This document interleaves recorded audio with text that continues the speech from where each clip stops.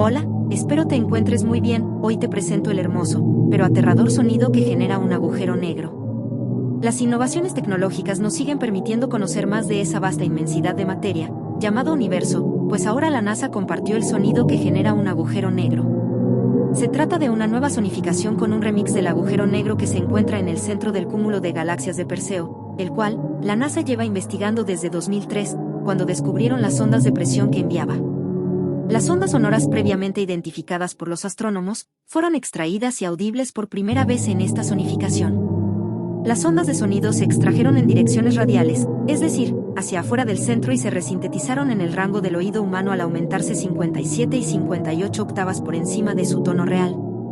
Es decir, que el sonido que se extrajo, se puso 144 cuatrillones y 288 cuatrillones de veces más que su frecuencia original para poder ser percibido por la humanidad.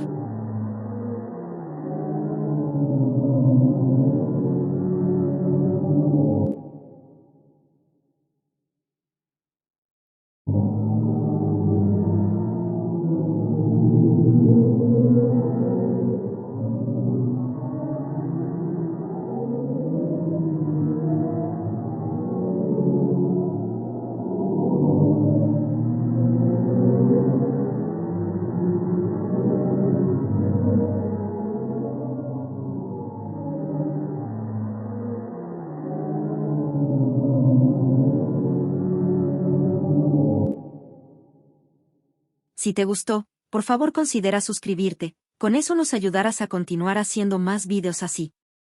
Que duermas bien. Si puedes.